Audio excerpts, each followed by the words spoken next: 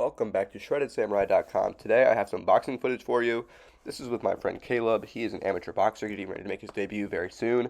You see me there in the white Muay Thai shorts. And we're going to be talking about what can Muay Thai fighters, kickboxers, karate practitioners do to deal with boxing, because it can be very intimidating when you first step in there against a boxer because they just seem to hit so hard, they hit you so fast, and you don't see it very well. So I will be talking about that today. So as you can see, nice left hand by the airlands by me. What am I doing? I am controlling the distance. That is what I've learned is very, very important for me to do against boxers. Against kickboxers, I like to really pressure, move forward, attack.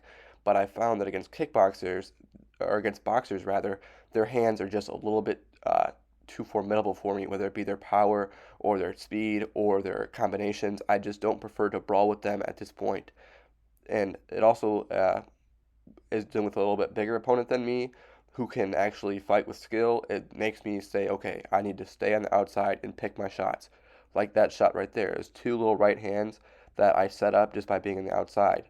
And it's not just straight punches. As you can see, I can attack the body with my left hand, but keep coming back to that body. So again, as you see, as he's moving forward, I'm just inching back. I'm trying to stay just out of range so that I can spring in quickly and hit him with techniques. I'm not throwing super long combinations. I'm just trying to be consistent. Keep touching him, keep poking away, make him frustrated, and stay outside. As you can see, I was able to touch him a few times and then get out before his counter shot landed. It's not a riskless game, though, because he's able to counter as well. So you have to be defensively safe as you're leaping in with your smaller attack sequences. So as you see there I chose to step in. So once I'm a little bit more comfortable, okay, maybe I can step in at times and throw my own combination. But for the most part, it's just safest for me to be outside here.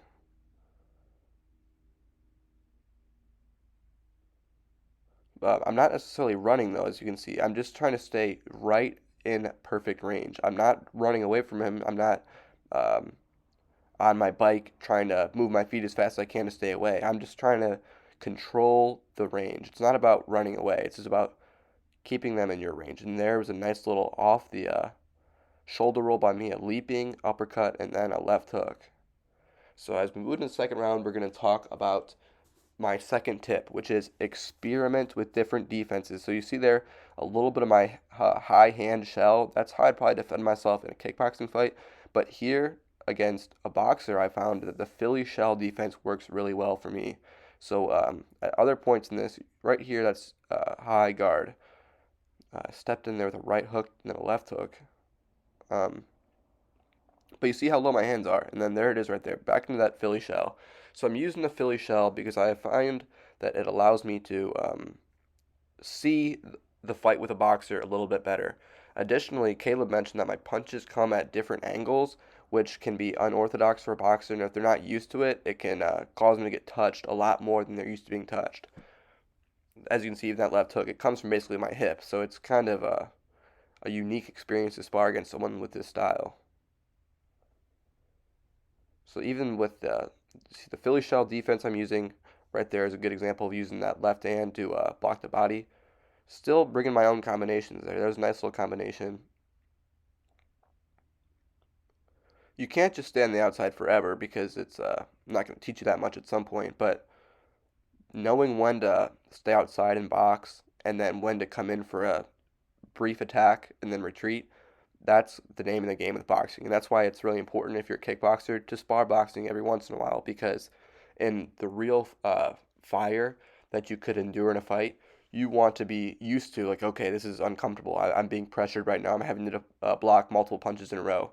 So it's not just a situation that you'll always be able to use your kicks to defend yourself against punchers. So putting yourself in a situation to test your skills against a boxer is very rewarding.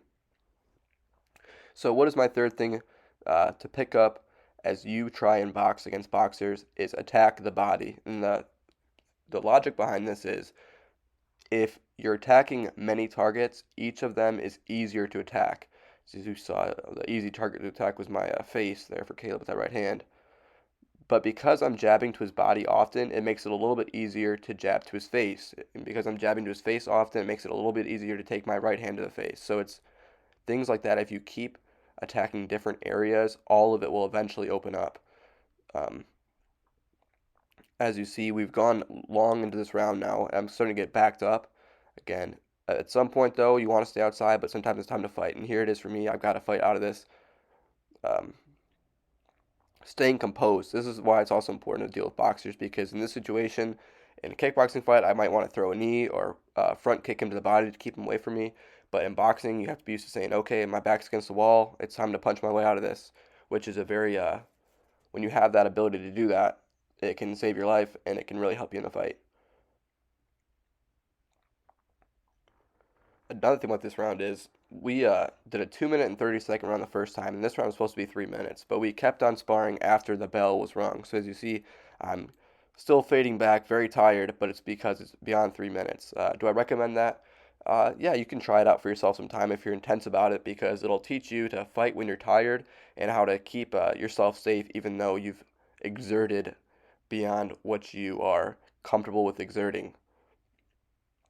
Now you see Kaleb attacking my body. I think he should have done that from the beginning because he could have got me backing up much sooner if he would have kept touching my body the way I was touching his. Because the name of the game for him is always going to be to back me up and hit him hard. So if you're a boxer fighting against a kickboxer, I'd say make it as action-packed of a round as possible and you will be successful because the chances are they're going to have a Thanks for slip watching up in their today's defense. episode. If you want premium performance wear like this tank top right here, go to shreddedsamurai.com. Additionally, you can learn to fight completely online from your living room. Yet again, shreddedsamurai.com. We're also on TikTok. Thank you for watching. Have a blessed day.